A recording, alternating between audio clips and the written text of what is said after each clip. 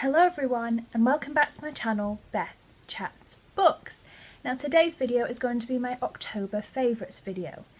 Now as you know, the background behind me has changed slightly and I just thought I'd do an experimental video in which I change locations in my house and saw how that translated into filming and how good or not good it looks. Now this used to be my old bedroom. The room in which I film usually is my current bedroom, but this was my own bookshelf, but I haven't been able to move it into the other room. So I wanted to see whether a change of background would look good. I've always wanted to have my library in the background, but in the other room I just can't move it in there. So we're gonna see how this change of background goes. If it doesn't go well, if I'm not happy with it after I've uploaded this one, then I'll just remain back in the other room. But I don't like the fact that my background is usually so boring and dull, with very plain wallpaper in the background. I kind of like a bit of vibrancy, and I definitely want you guys to see that I read a lot of books and books are very important to me. So we'll see how this background goes. But for now, I'm going to get into my October favourites. Now I've had loads of different favourites this month, and I'm not going to put any actual books as my favourites because I mentioned a lot of books this month and I don't want to get repetitive about some of the books that I've talked about. So I'm just going to do, there's a film, an app, a TV series and some podcasts that I want to talk to you guys about. So I'm going to get straight stuck in with the film. Now last week I went to go see The Death of Stalin. The director is Armando Iannucci. I always butcher his name. And the stars, some of the main stars that you might recognise, are Steve Buscemi, Jeffrey Tambor, Michael Palin and Jason Isaacs. Now this was a phenomenal film. As far as films go, this is the first comedy film in absolute years that I was creasing up laughing at the entire time. Now what's really interesting about this is it is about Stalin's reign and then obviously Stalin's death. So no spoilers there. But what was interesting is, considering I haven't done a lot about that period of time and I was very anxious going into watching the film that I didn't have a lot of experience about what happened or about the people that these characters play, the great thing is you don't need to know. It tells you what's relevant to the plot. The comedy is very easy to get, very quick, very accessible and very, very funny. So I went with my mum, my mum's friend and my boyfriend, and we were all laughing out loud at many different points. So I would give this a 5-star rating, which is extremely high, but it was one of those I could definitely rewatch. I found it really entertaining. Don't get me wrong, it's extremely dark in places, but the humour was really accessible to me. Now humour is one of those things that I find very difficult to measure because I have a very different sense of humour than the average person, so it takes, I think, a lot longer and a lot more skill for me to find something funny.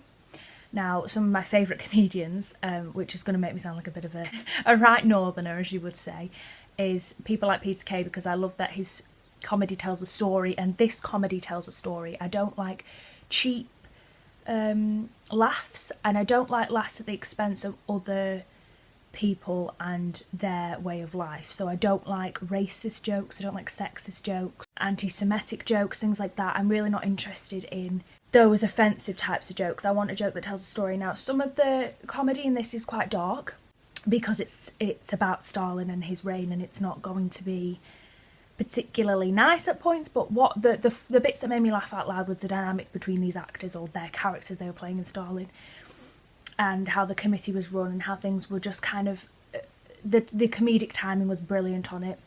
So if you're interested in any of these actors, if you're interested in this film, my boyfriend highly rates Armando Iannucci as a director, and I think he really did really well with this. The way that the scenes are created is very well done.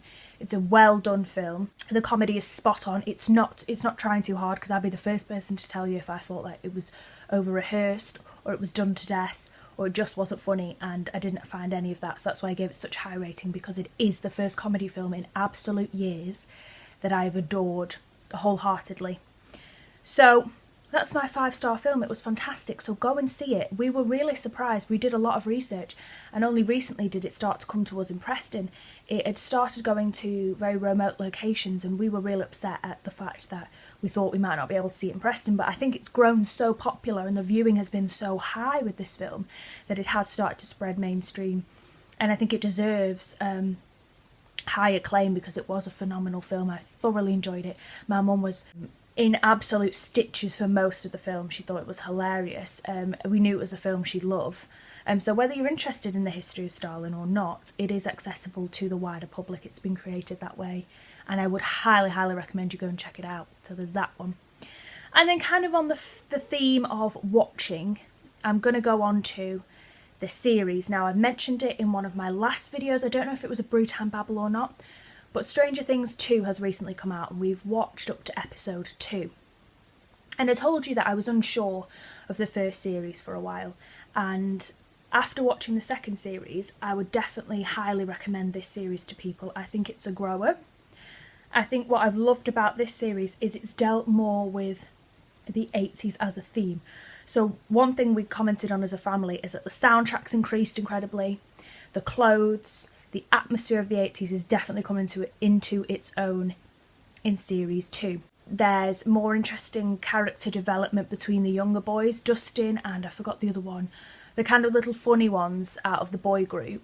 They're really coming into their own as characters, which is really interesting. We get to see more of the older characters as well, both of the little boys, their older sister and their older brother, and their dynamic of will they, won't they get together at the last series. That's coming more into its own as those characters are developing. And little Will, I think his name is. I want to say Will. He's coming into his own now. We realise from the last series he's developing powers similar to 11, and we have found out that 11 is now living with the sheriff guy, I've forgotten his name. So the characters' individual storylines are compartmentalising, but in a way that I think is a lot more watchable than the first series. Now, a lot of first series of many programmes are usually the most dull because they have to set the scene of the world before they can start building up individual characters' storylines, and I think that has happened with this series. I think this second series is allowing the individual characters to come into their own. There's some mystery, some intrigue, and the suspense is happening very well. I don't think it's being very rushed. Obviously, we know about this upside down world from series 1, but they've played it in a different way. It's not a repetition of series 1. So I'm really intrigued. We've only watched up to episode 2. I'm really intrigued to see how it goes. And I would recommend you watch the series if you're into the 80s. If you're into American kind of horror films, then it's definitely, I feel like it's along that thread, but it has more of a backstory. It's not what I would call consumption horror, and consumption horror for me is when you just watch these mass Hollywood movies of girl goes in down into the cellar and something happens and blah, like, and then she dies or whatever. At the beginning of the first series, I was unsure whether it was heading that way because the characters were these weird alien predator things that looked like out of a Hollywood blockbuster, but the character development of the second series is showing you that it's not on that same consumption horror line, that it's actually building storylines and a plot, and I think it's doing very well. I think the characters are all coming into their own and it's strengthening, and so it's something to check out and be on the lookout for, because I do think it will grow and it will become bigger than a consumption horror. It will become a lot better, and I'm very excited to see where it goes. So they're all my watching. Now I just wanted to highlight an app that I recently, only a few days ago, got, and it belongs to a website as well.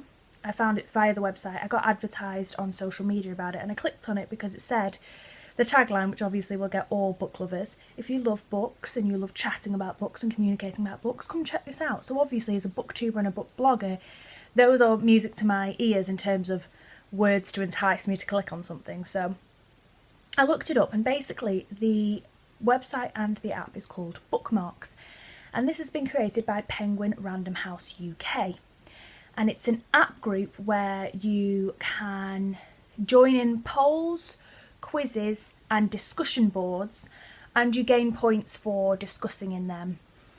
For encouraging and referring other people to download the app, you get more points as well, and these go towards, in the future, Random House either sending you ARCs or you winning a book from the company, and other little gimmicks and incentives. Now, I'm not saying that it attracted me for those reasons, but what was really interesting is that they have discussion boards similar to forums online where you can talk about books and you can start your own threads, and it's a great way for people to meet each other. Now, I've recently for a long time wanted to join a book club, whether it was a public book club or an online book club, and this looked like a great way to communicate with people that are far out from my own community, and it's a great way to get feelers to see if other people might want to join you on these things.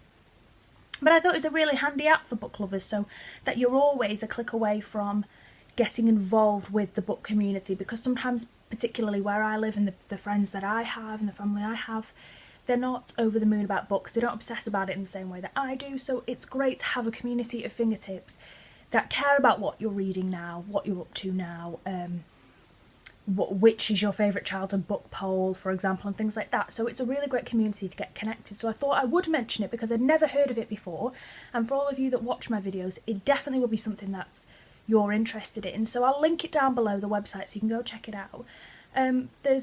You're not paying anything, it's not any pressurised subscription or anything like that. It's just a community that's been set up by Penguin Random House UK, and I am loving it at the moment. I downloaded it straight to my phone so that I can keep up to date and let people know what I'm reading on the go. So I think it's fantastic.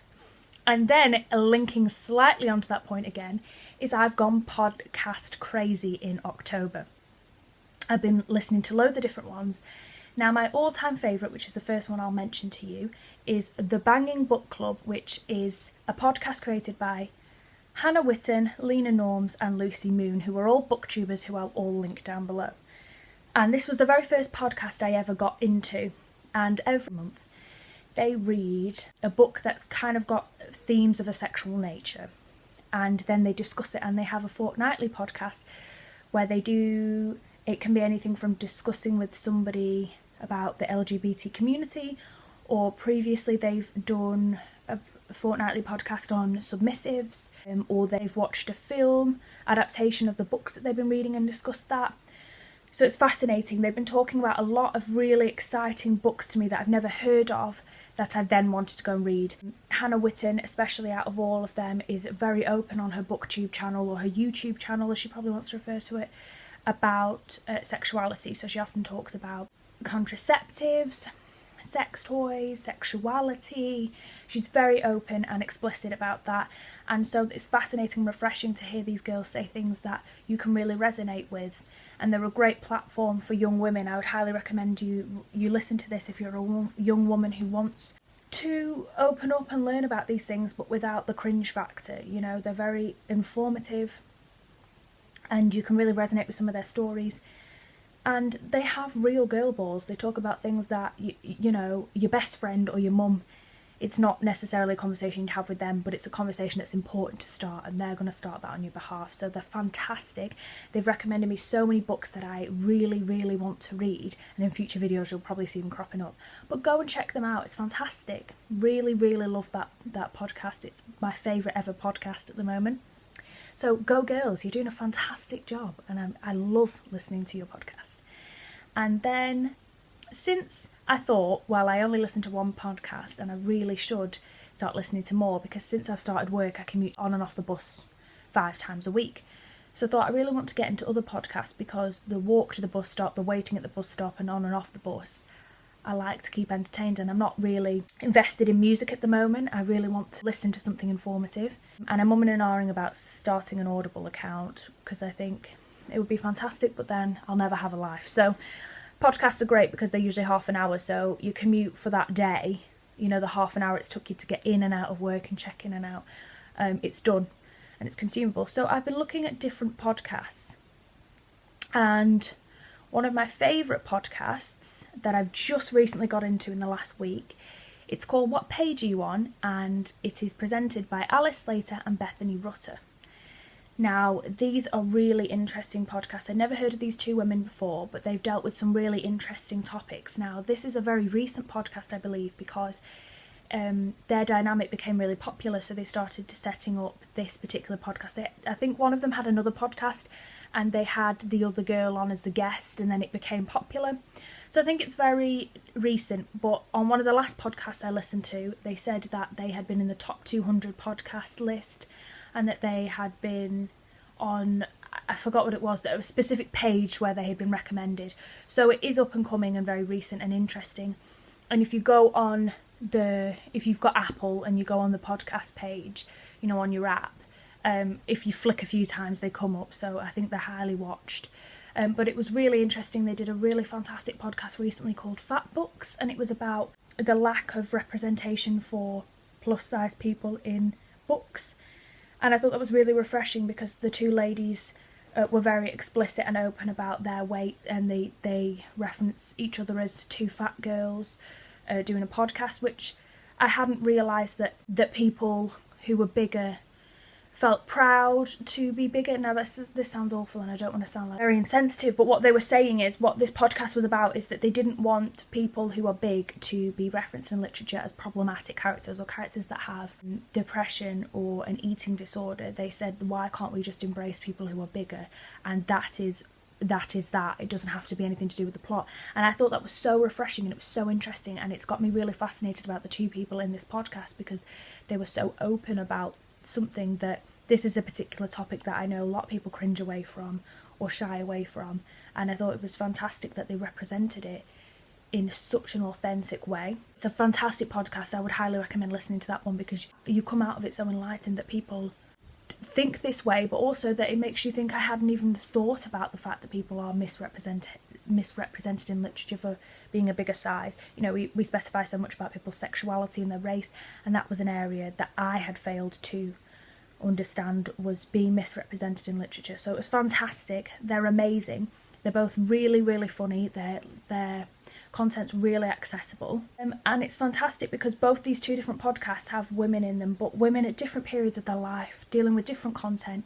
And I think it's so refreshing to have women of all different ages talking about books and still loving books, and I'm such a podcast book nerd fan, so I would highly recommend both those. They're both 5-star podcasts for me.